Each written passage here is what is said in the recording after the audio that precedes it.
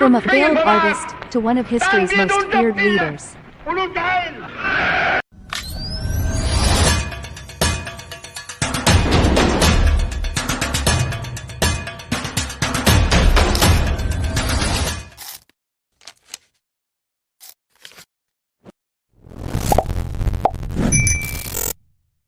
The dark truths of Adolf Hitler's era rarely discussed.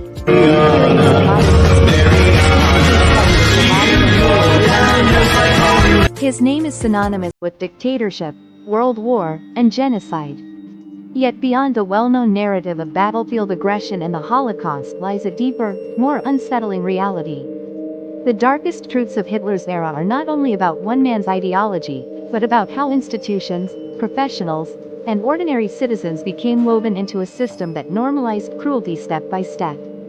When Hitler became Chancellor of Germany in 1933, the nation was politically fractured and economically devastated. The Great Depression had shattered livelihoods, and resentment over the Treaty of Versailles lingered. Hitler's promises of revival, employment, and restored national pride resonated widely. What is less often emphasized is how methodically democratic structures were dismantled. Following the Reichstag fire, emergency decrees suspended civil liberties. Opposition parties were banned, trade unions were dissolved. Within months, Germany transformed from a fragile democracy into a centralized dictatorship, through legal mechanisms that gave an illusion of legitimacy. A critical but often overlooked aspect of this transformation was the speed at which institutions aligned themselves with Nazi ideology. Judges reinterpreted laws to reflect racial doctrine. University professors revised curricula to promote Aryan supremacy. Doctors participated in forced sterilization programs targeting individuals labeled as genetically inferior. Under the law for the prevention of hereditarily diseased offspring, hundreds of thousands were sterilized. This was not mob violence, it was policy executed with paperwork, medical forms, and official stamps. The medical profession's involvement did not stop there. The T4 euthanasia program authorized the systematic killing of people with disabilities, both adults and children. Physicians evaluated patients, often without examination, marking them for death.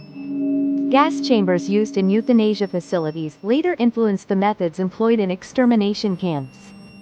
The road to industrialized genocide was paved not only by ideology, but by administrative experience gained in these earlier programs. Propaganda played an equally powerful role.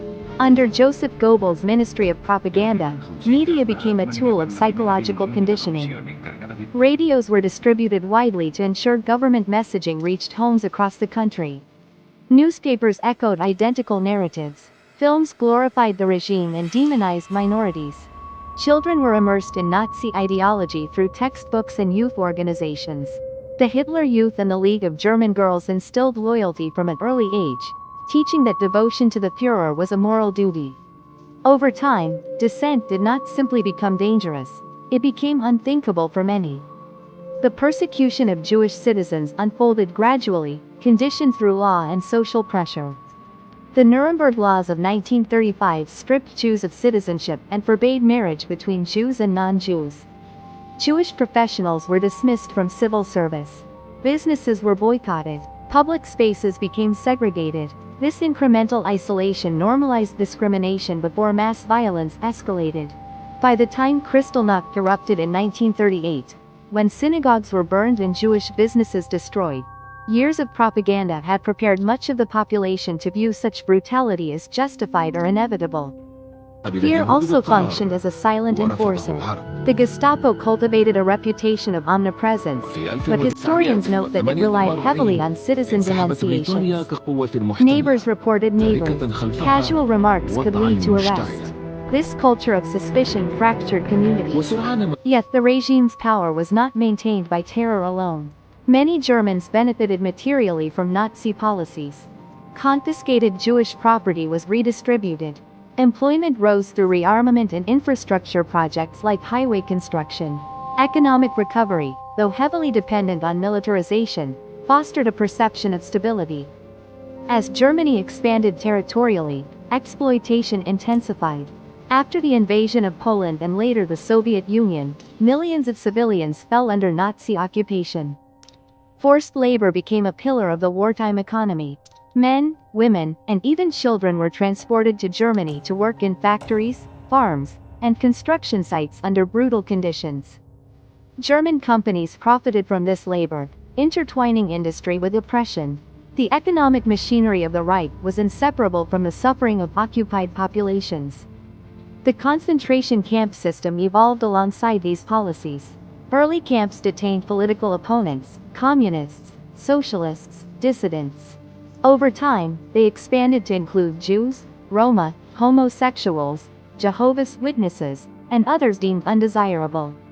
Camps such as Auschwitz became centers of systematic extermination. Trains arrived with chilling regularity. Bureaucrats scheduled transports. Engineers optimized efficiency. Genocide operated not as chaotic frenzy, but as organized administration. Perhaps the most disturbing truth rarely addressed is how ordinary life coexisted with horror. Cultural events continued. Sports competitions were held. Families celebrated birthdays and holidays. For citizens not directly targeted, daily routines persisted. This coexistence of normalcy and atrocity illustrates the human capacity for compartmentalization. A society can maintain outward order while moral collapse unfolds within its institutions. The war itself deepened the darkness. Mobile killing units followed advancing troops in Eastern Europe, carrying out mass shootings that killed hundreds of thousands before extermination camps reached full capacity. Entire villages were destroyed in reprisals. Starvation policies were implemented deliberately in occupied territories. The scale of destruction defies comprehension, yet it was executed through memoranda, logistics, and compliance at multiple levels of authority. By 1945, Nazi Germany was devastated. Allied forces closed in from east and west. Cities lay in ruins. Millions were dead or displaced. Hitler retreated into his bunker in Berlin, where he ultimately took his own life. In the aftermath, the world confronted evidence of atrocities that stunned even seasoned soldiers. Photographs from liberated camps revealed emaciated survivors and mass graves. The Nuremberg trials sought to hold leading officials accountable, exposing the bureaucratic framework that enabled genocide. The deeper lesson of Hitler's era extends beyond the figure of the dictator himself. It reveals how authoritarianism embeds itself within existing structures.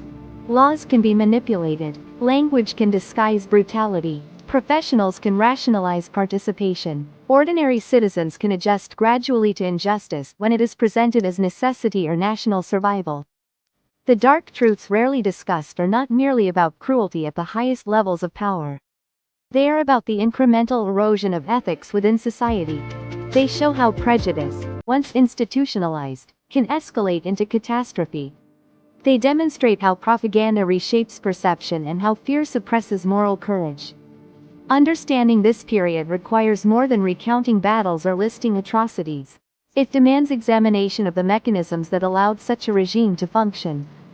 The era stands as a warning that democracy depends on vigilance, accountability, and the willingness to resist dehumanization in all forms. History cannot be undone, but it can instruct. The legacy of Adolf Hitler's rule reminds us that systems of oppression do not arise overnight. They grow through silence, compliance, and the normalization of exclusion. Recognizing these patterns is essential, not only to honor the victims, but to ensure that such darkness never takes root again.